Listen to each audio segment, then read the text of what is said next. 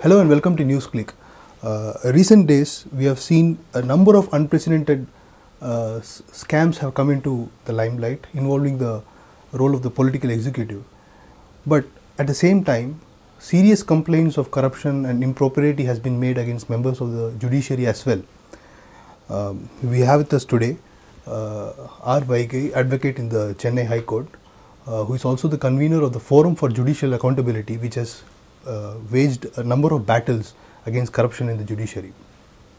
One would remember that the FJA was in the forefront of the battle against the elevation of Justice P.D.Dinakaran, against whom a number of allegations of corruption and even disproportionate assets were made recently.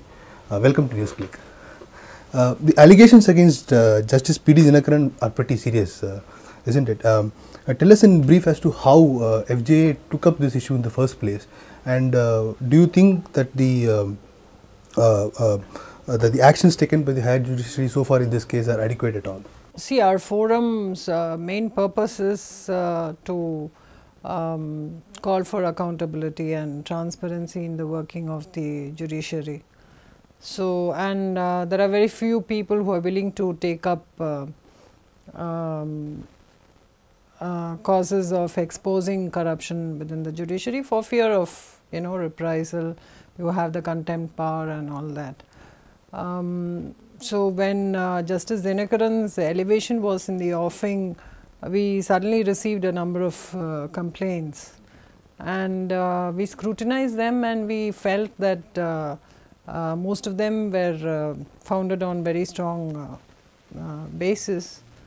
We scrutinized the documents, and then we thought that the matter caused for urgent action, and therefore we wrote to the Supreme Court Collegium about adding all those whatever we had materials. We placed them before the Collegium and said that this needs to be, because otherwise appointment of a person who, if the allegations were true, to the highest body of the judiciary would have been of disastrous consequences. Right.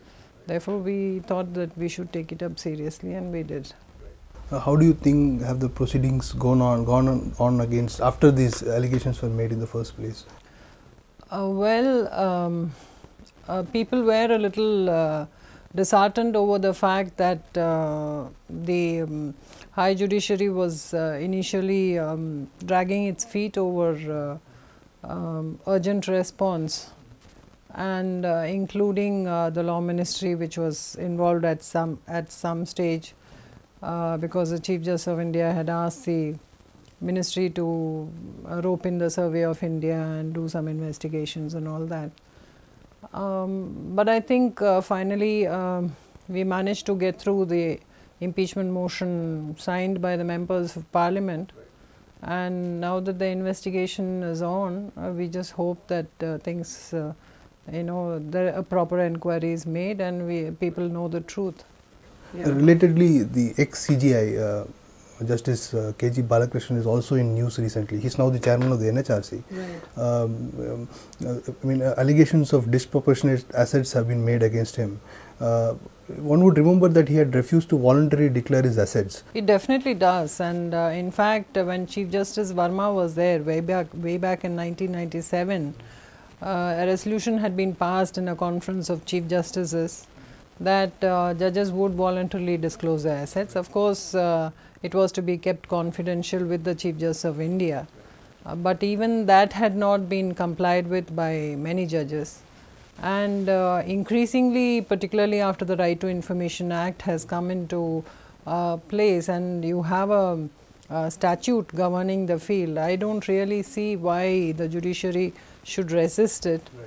And it was sad to see the judiciary fighting its battle before the Delhi High Court, and the Supreme Court itself becoming a litigant and resisting this kind of accountability, which I think is very much in order. One reason why the media is not active enough in covering these issues of judicial accountability is that it suffers from the fear of the Contempt of Court Act. Don't you think this act needs to be sufficiently modified to reflect democratic aspirations? It does, and In fact, there has been an amendment now which provides for truth as a defense, and I think the test case would be now the pending proceedings in the Supreme Court against Advocate Prashant Bhushan, who has spoken about corruption in the judiciary quite openly, and the judiciary has initiated contempt proceedings, and his defense is that whatever he's stated are backed by truth, and they are all statement of facts. So I think that would be a really testing case for this principle, whether truth can be a defense. And see, contempt is basically to uphold the dignity of the court. Now the question is dignity at what cost? You can't hide facts or hide the corrupt behind the facade of contempt, because that will damage the institution itself. You can't talk about dignity of an institution when the institution is completely shattered. Another issue that crops up when one looks at the Justice Dinakaran case is the whole process of appointments to higher posts in the judiciary. Do you think the current procedure is adequate enough? Does it really suffer from certain lacunae? And if so, what do you think should be the alternate or the better mechanism for judicial appointments? See, our entire governance is based on democracy. Right. The constitution basic structure says democracy. So every institutional functioning should be democratic. Right. Earlier, before the judge's case was decided by the Supreme Court, the appointment process essentially was controlled by the executive. Right. And it's the political executive which chose the candidate, and Right. the Chief Justice only could have a say. That's all. But ultimately, it's the political executive's will which prevail, and the presidential appointment would follow. But now the judiciary has wrested that authority from the executive. Now everything takes place within closed quarters. Apart from that, there are no proper criteria laid down for selection of candidates. One merely goes by seniority at the bar, the volume of practice, what is their income, and what kind of practice have they had, namely civil, criminal, or income tax, or whatever it is. Now, this is all that has been asked to see, whether a candidate is fit to be a judge or not. But I think, these are all secondary materials. Of course, your experience at the bar matters, but you could have been a lawyer for 20 years, but never served the people. Never espoused the people's interests, never argued for the translation of the constitutional goals into reality.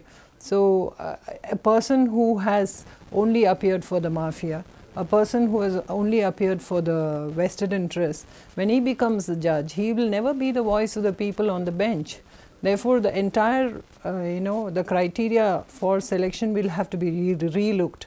Apart from that, I think there ought to be a greater transparency in the selection process, Right. so that people know who are Right. being selected and on what basis are they being selected. What kind of institutional arrangement would you like to have? No, I think generally informed sections of people, both in the legal fraternity and outside, have asked for a judicial commission, which will comprise of voices of the government, the judiciary, the opposition, and jurists or certain responsible sections of the civil society. And it will be a more open process of appointments with very well laid down criteria and structural mechanism for the selection process itself. And such a commission should also continue to have the oversight powers over the functioning of the judges. As of now, one can't launch criminal proceedings or any kind of proceedings against judges, right? Yeah. That's barred. Also, if one has to look into, the only constitutional way of looking into criminal misconduct is through the impeachment process, and we know that's quite laborious. The impeachment process has become laborious because of the requirement that you need to have, if it goes through the Rajya Sabha, 50 members of parliament supporting it in the initial even to present the motion, or 100 members of the Lok Sabha to present the motion, and various kind of political considerations and compulsions come into play, because members of parliament, all of them do not necessarily act only in the interests of the well-being of the judiciary, but they have their own political considerations and timing, strategies, so many things go into play. So it's not easy to get a support for even presentation of the motion. Now, firstly, after you present the motion, then it has to be referred to a committee, the inquiry process goes on. Even if the inquiry gives a finding for removal of the judge, you're not sure whether the process of converting it into an acceptance and resolution by the parliament will ultimately happen, as it happened in Justice Ramaswamy's case, because the inquiry committee found him guilty, but ultimately the majority party stayed away from the voting, and therefore the motion fell through. So it is a very, very cumbersome process, which is not really kept pace with the times. I mean, it was evolved at a time when corruption in the higher judiciary was not thought of at all. We need to have a quicker mechanism. So, in one sense, this near immunity that a judge enjoys, shouldn't that be revoked? No, I feel, see, impeachment is one aspect of the matter, that is, you constitutionally remove the person from office.